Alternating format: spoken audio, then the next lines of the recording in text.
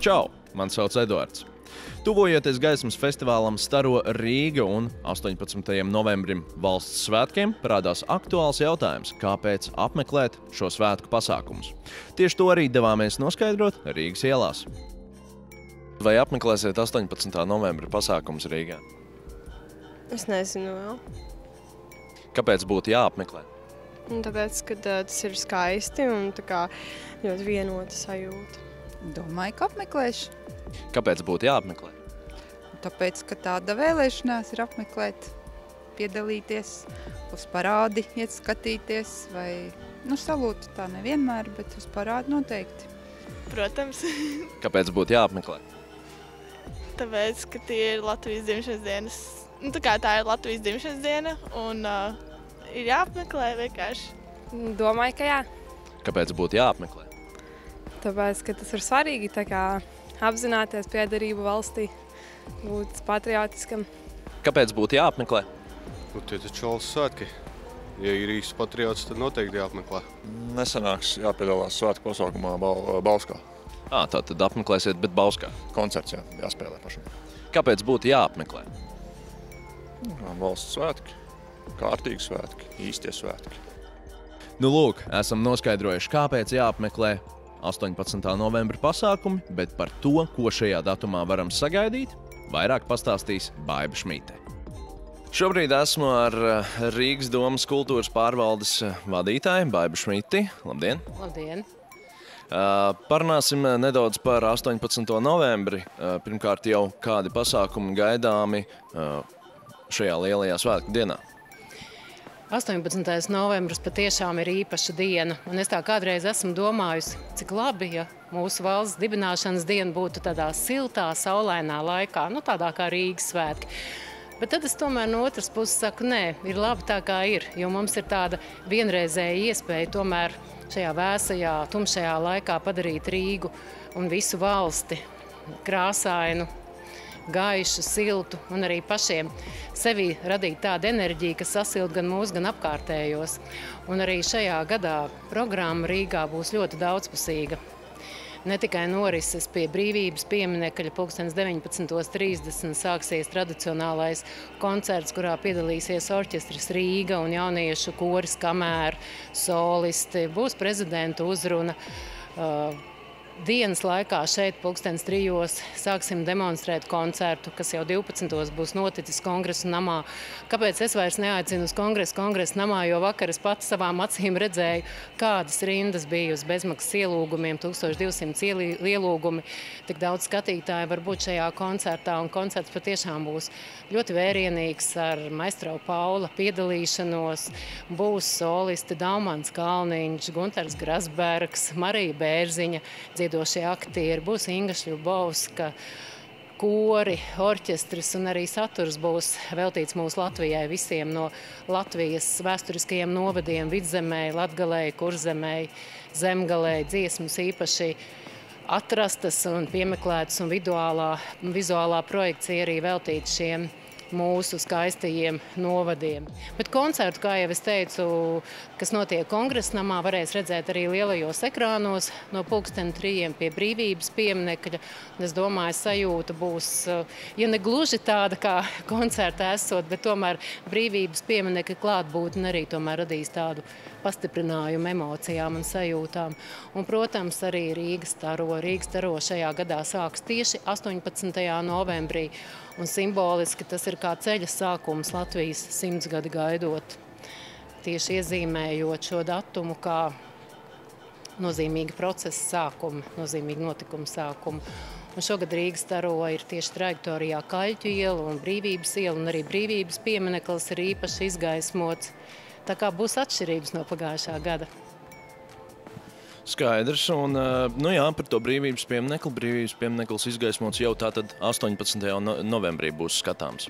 Jā, no 18. novembra līdz 21. novembrim vakaros, kad ielās ir jau tumšs, kad gaismas īpaši spēlējas, būs arī gaismas objekti redzami. Arī pilsētu vide ir izrotāta, ir dažādi vizuālie objekti, dizaina objekti, gan krastmalā, gan arī uguns noformējums, Basteikalnā, Vērmanas dārzā. Tā kā dzīvā uguns vienmēr rada šo te svētku sajūtu. Kā jau teicāt, šogad Staro Rīga sākās 18. novembrī, pagājušajā gadā 18. novembrī beidzās. Bet kas jums pašai saistās ar šo gaismas festivālu? Gaismas festivāls patiešām ir kā tāds brīnums. Tas ir tāds uzmirdzošs brīnums šajā laikā, zūdošs brīnums, bet tāds, kas paliek prātā un paliek sajūtās. Tas ir ļoti spilgts notikums. Šī gada gaismas festivāla Staro Rīga programma ir Latvijas māju sajūta. Meklējot, saistībā ar to arī jautājums, kas jums pašai rada māju sajūtu? Es māju sajūtu varētu raksturot vairākos līmeņos. Tā pirmā māju sajūta ir, protams, kopā ar saviem tuviniekiem, ar savu ģimeni savās mājās, bet ir arī tā lielākā māju sajūta. Man vienmēr ir tā, ka es dodos ceļojumā ārpus Latvijas, un tā Latvijas robeža, man ir tāda robeža šķirtne māju sajūtai, jo vienmēr atgriežoties, kad lidmašīna piezemējas, es vienmēr esmu ļoti emocionāli saviļņot, jo man ir māju sajūta Latvijā, plašākā nozīmē, tīri fiziska māju sajūta. Vai ir kāda smarža, kas saistās ar mājām? Jā, man patīk, kā smaržo pļava. Vasarā, Jāņu laikā, kad ir migla. Man ir lauku mājas, un es ļoti labi zinu, un reti, kur jau ir saglabājušās tādas nebojātas, dabīgi izskata pļavas, bet man ir tā laime, man tāda pļava ir, kurā var iebrist, kur zied naktsvijoles, kur ir sarkanais āboliņš, kur ir pilns ar ziediem, smilgām, un tā ir tā mana Latvijas smarža. Labi, liels jums paldies, priecīgus svētkus! Paldies, un jums arī priecīgus svētkus!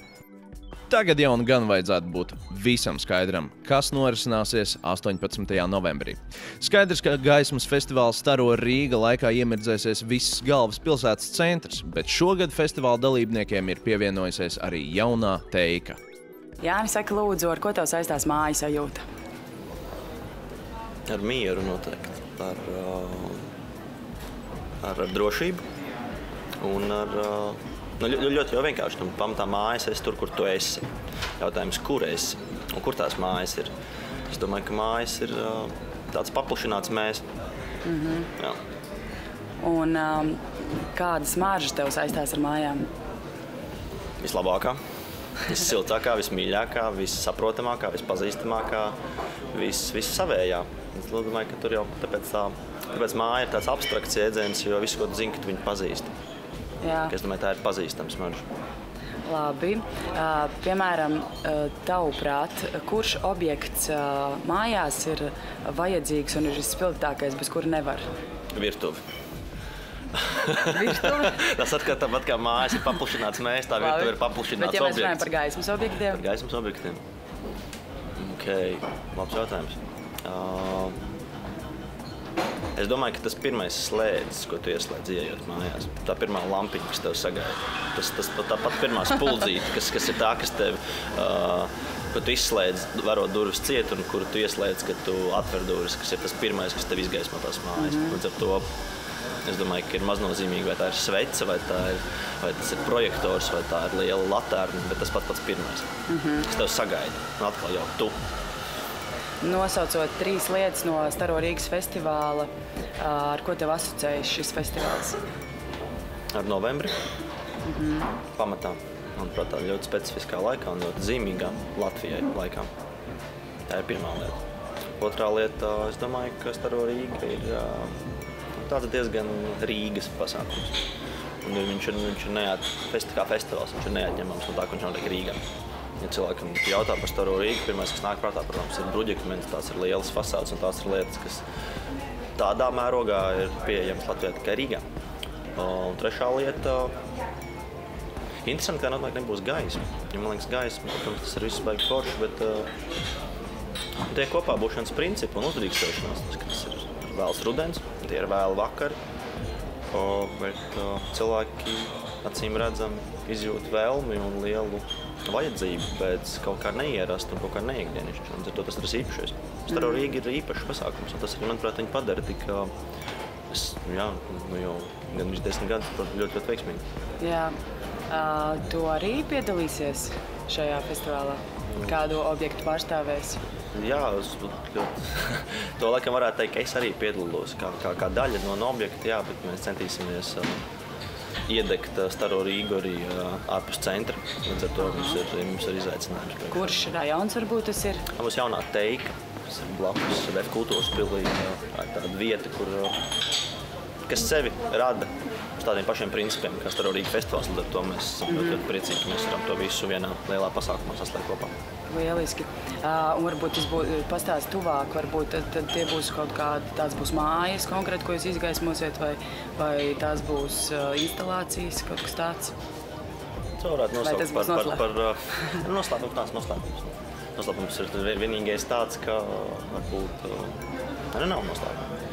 Tā būs kombinācija, jā, un tā būs izgaismota fasāde ar projekcijām. Es domāju, ka mazāk būtisks tehniskais risinājums būtiskāk ir, kāpēc tas tiek darīts. Un tas tiek darīts tāpēc, lai ne tikai mums pazīstam rakstveidu vai citu veidu valodu pastāstītu stāstu, kas piemīt vietai. Šajā gadījumā jaunajai Teikai. Tad stāsts par Teiku. Teika par jauno Teiku, jaunā Teika par jauno Teiku, jaunajā Teikā. Lieliski. Un kā tie tiek gatavoties? Kā tu pats gatavosies? Es pats gatavošos, es ceru izguļoties. Atpūšoties. Bet no pieredzes saku, ka patiesībā ir godīgi viena lieta, kas tik tiešām ir noderīga, un sagādājiet termosus. Jā. Gādājam termosus. Paldies. Paldies.